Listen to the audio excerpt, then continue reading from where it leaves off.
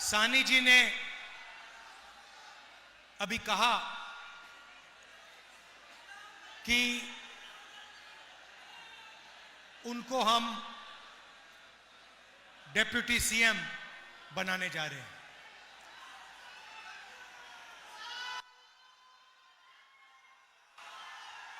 इसके पीछे सोच है, वो मैं आपको बताना चाहता हूं। देखिए, बिहार में अलग अलग लोग रहते हैं, अलग अलग जात के, अलग धर्म के लोग रहते हैं। पिछड़ा वर्ग है, अति पिछड़ा वर्ग है, दलित वर्ग है, महादलित है, अल्पसंख्यक हैं, जनरल कास्ट हैं, अलग अलग लोग बिहार में रहते हैं। और महागठबंधन ने और हमने निर्णय लिया है कि जो सरकार बनेगी, महागठबंधन की जो सरकार बनेगी, उस सरकार में बिहार के सारे लोग शामिल होंगे। मैं उदाहरण देता हूं आपको। हमने सिर्फ, अगर मैं अति पिछड़ों की बात करूं, तो हमने सिर्फ सैनी जी को डिप्टी सीएम का दर्जा नहीं दिया है। हमने अति पिछड़ों के लिए एक मैनिफेस्टो, एक प्लान बनाया है।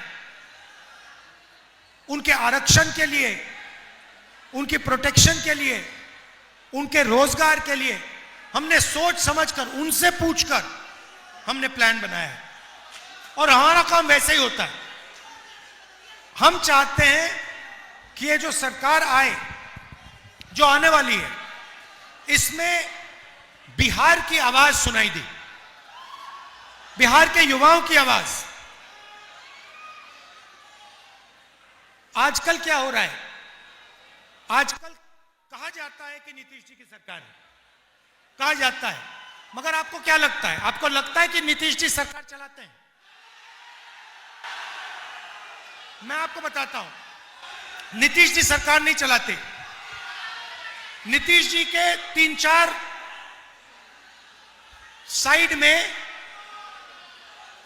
3-4 ब्यूरोक्रेट हैं, वो सरकार चलाते हैं। 3-4 अफसर लोग हैं, वो दिल्ली से ऑर्डर लेते हैं, मोदी जी से ऑर्डर लेते हैं और बिहार की सरकार चलाते हैं।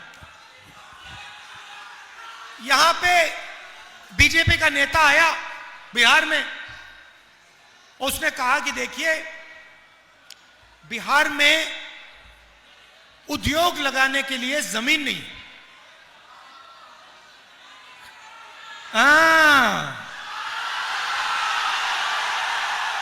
बिहार में उद्योग लगाने के लिए जमीन नहीं है, मगर अदानी के लिए जितनी जमीन चाहिए ले लो।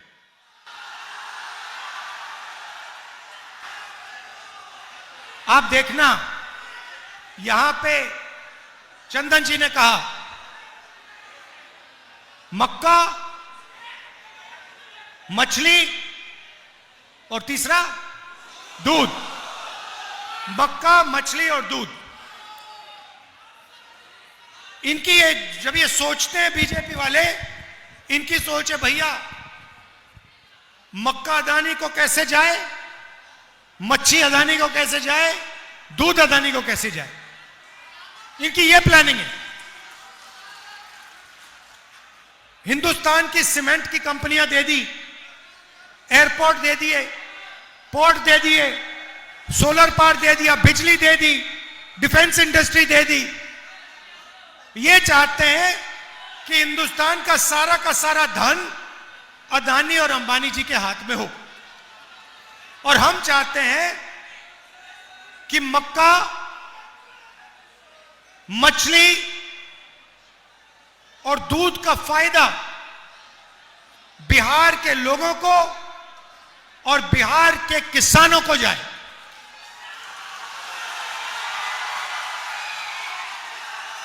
हम चाहते हैं कि यहां पे अदानी का कारखाना ना लगे, हम चाहते हैं कि यहां पे बिहार के युवा छोटा बिजनेस चालू करें, कोई मक्के को प्रोसेस करने का, कोई दूध का, कोई आइसक्रीम बनाने का, दूध के प्रोडक्ट्स का बिजनेस चालू करे। युवा के लिए बैंक के दरवाजे खुले मिले, वो बैंक में जाए। आज युवा बैंक में जाता है, बिहार का युवा बैंक में जाता है। आप जानते हो बिहार और बाकी देश के बैंक क्या कहते हैं?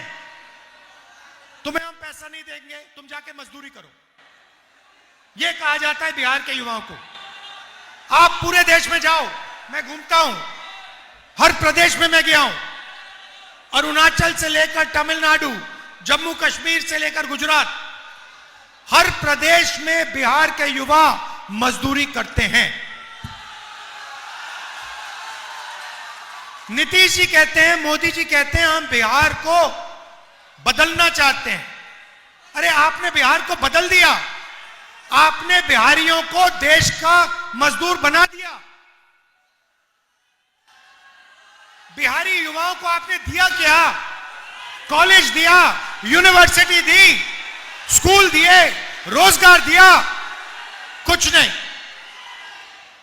आप भाषण देते हो, नीतीश जी को रिमोट कंट्रोल से चलाते हो, अदानी जी को, अंबानी जी को फायदा देते हो। मैं आपसे सवाल पूछता हूं, अंबानी जी की शादी देखी आपने टीवी पे? देखा ना? वहां पे आपको नरेंद्र मोदी दिखे थे ना? राहुल गांधी दिखा था? नहीं। क्यों? क्योंकि मैं आपका हूं, मैं आपके लिए काम करता हूं।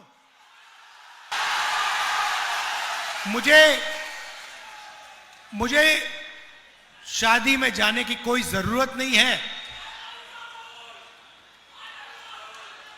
मेरा काम, अच्छा किसान मुझे घर में शादी में बुलाए, मैं पहुंच जाऊंगा।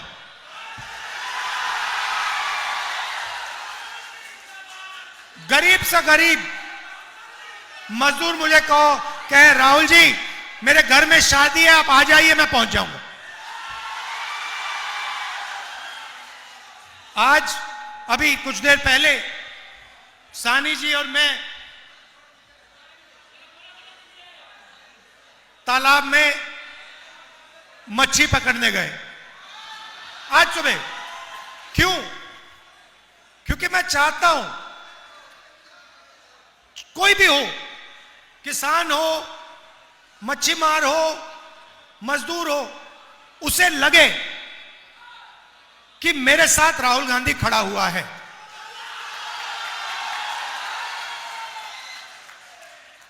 तो यह मेरी कोशिश है। मैं आपको बताता हूं, उदाहरण देता हूं, छोटा सा आपको उदाहरण देता हूं, आप समझ जाओगे मैं क्या कह रहा हूं।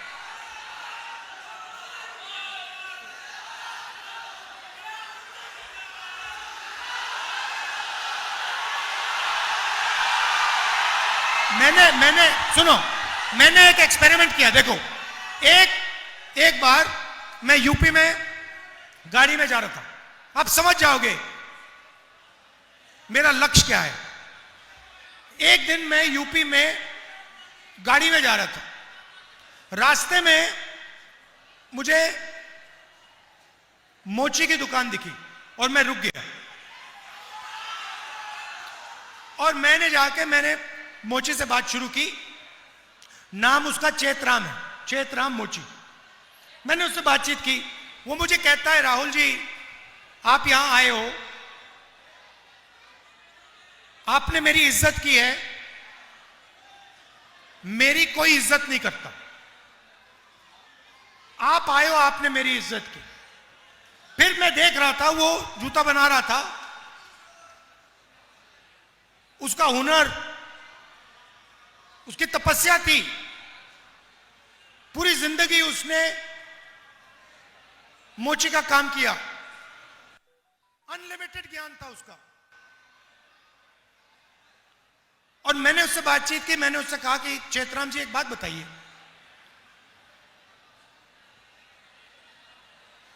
आपको किस चीज की जरूरत है? और उसने मुझे कहा, राहुल जी मेरी दुकान बंद हो रही है, मेरी दुकान बंद हो रही है। उसका बेटा कहता है, राहुल जी मैं तो पापा के साथ काम नहीं करूंगा,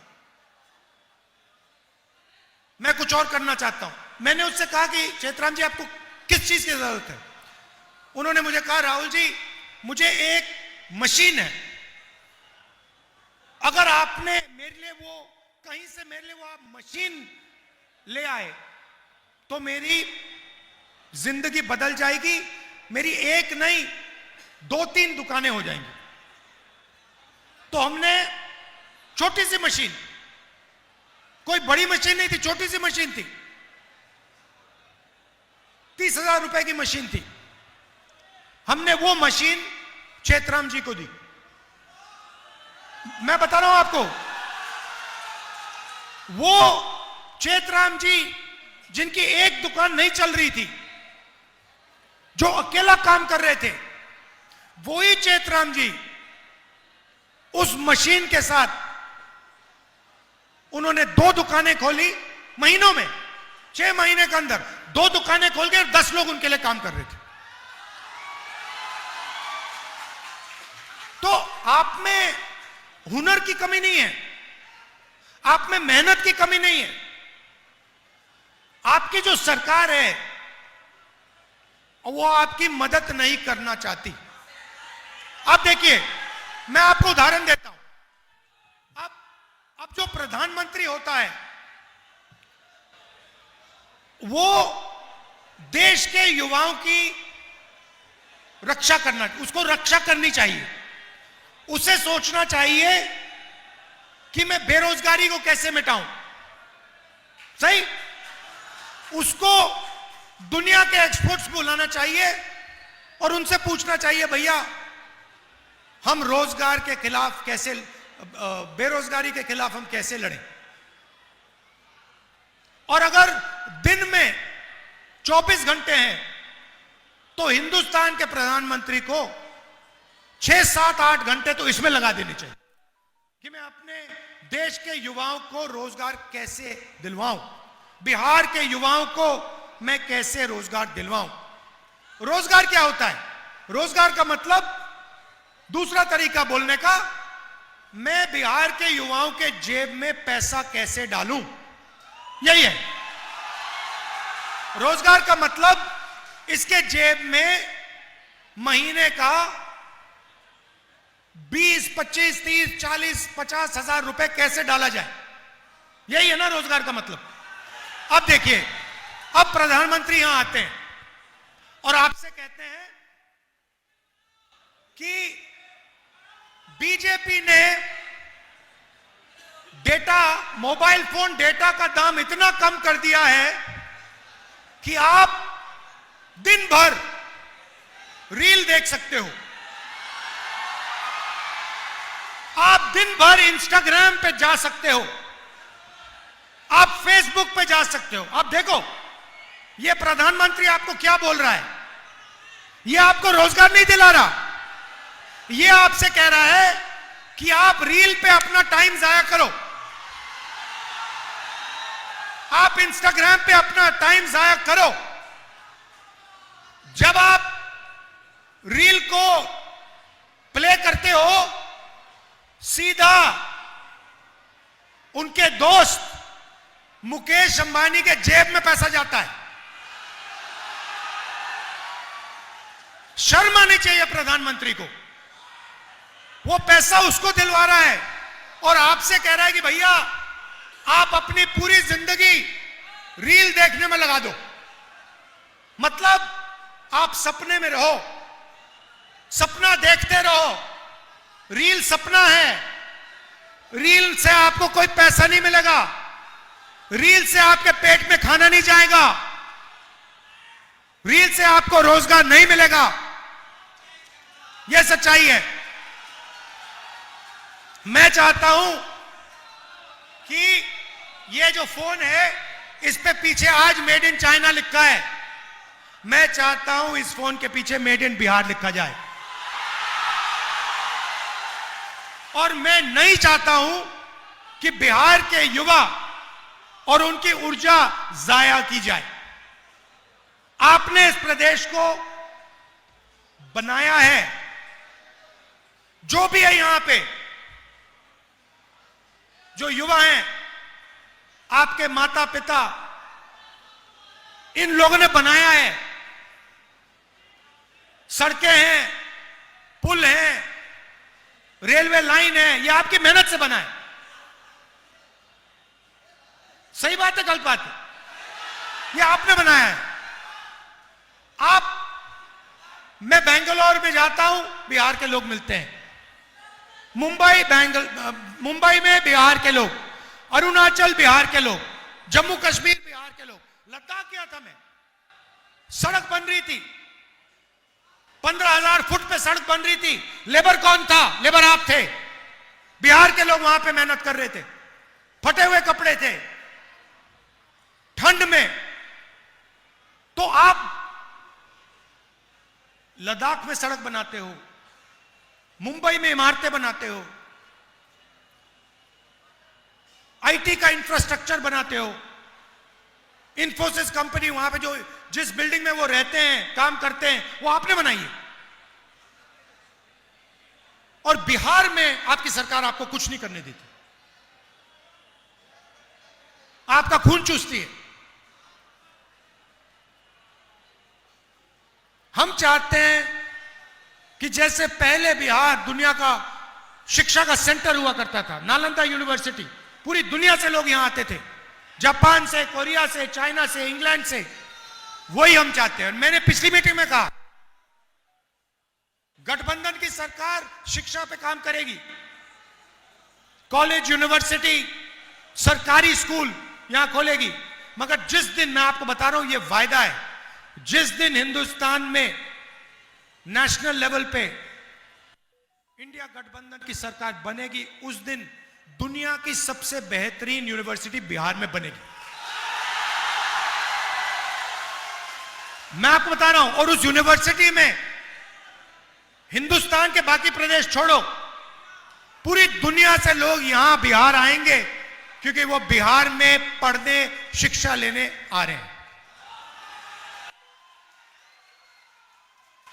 तो ये हम चाहते हैं। आप कभी दिल्ली जाओ, ऑल इंडिया मेडिकल इंस्टीट्यूट, कभी गए हो? आप गए ना? उसके सामने मेट्रो है।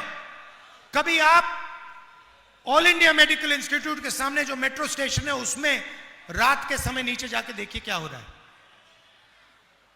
उसमें ठंड में 3-4 हजार लोग रात को ठंड में सोते हैं। क्यों? क्योंकि बिहार में उनको इलाज नहीं मिल सकता। बिहार के लोग ऑल इंडिया मेडिकल इंस्टीट्यूट के सामने एक दिन के लिए नहीं, इलाज के लिए 10-15 दिन, ठंड में 20 दिन मेट्रो स्टेशन के सामने। क्यों? क्योंकि सब जानते हैं कि बिहार में स्वास्थ्य नहीं मिल सकता। बिहार में लोग अस्पताल में जीने नहीं, मरने जाते हैं। तो अगर आपकी सरकार आपको रोजगार नहीं दे रही है, अस्पताल नहीं दे रही है, शिक्षा नहीं दे रही है, कॉलेज यूनिवर्सिटी नहीं दे रही है, पेपर लीक करा रही है, तो फिर इस सरकार ने आपको दिया क्या?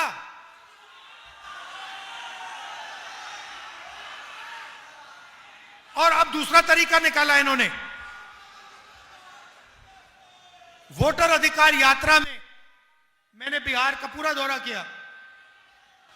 सैनी जी भी थे, तेजस्वी जी भी थे।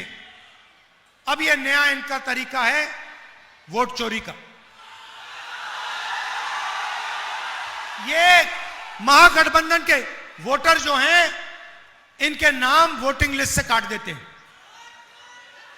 100% वोट चोर गद्दी छोड़। और ये सीधा अंबेडकर जी के संविधान पर आक्रमण कर रहे हैं, क्योंकि इस संविधान की नींव आपका वोट है। अगर आपका वोट चला गया तो यह संविधान चला गया। और जो भी पिछड़ों को, अति पिछड़ों को, अल्पसंख्यकों को गरीब जनरल कास्ट के लोगों को मिला है आज तक, वो सब गायब हो जाए। आजादी से पहले जो यहां पे हालत थी वो फिर से हो जाएगी। राजा महाराजा उनका राज चलेगा। तो आपको यह भी देखना है कि चुनाव के समय ये लोग वोट चोरी ना करें। पोलिंग बूथ पे आपको खड़ा रहना है, वोटिंग लिस्ट चेक करनी है कि ये वोट चोरी ना करे और आपके हाथ से फिर से सरकार ना छीन ले। मध्य प्रदेश, हरियाणा, महाराष्ट्र, ये सारी की सारी सरकार इन्होंने चोरी की है। वोट चोरी करके सरकार हरियाणा में बनाई है, वोट चोरी करके सरकार महाराष्ट्र में बनाई। तो ये आपको नहीं होने देना है। आप यहां पे युवा हैं, चंदन यादव जी हैं, पीछे अनुपम जी भी बैठे हैं, मुझे दिख रहे हैं। आप इनका समर्थन कीजिए, भारी बहुमत से इन दोनों को जिताइए। जय हिंद, जय बिहार, धन्यवाद।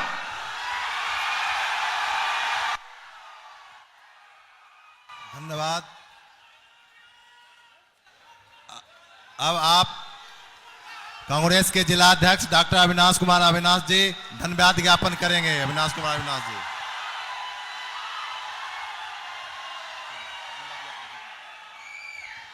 अब सभा की समाप्ति की जाती है। धन्यवाद।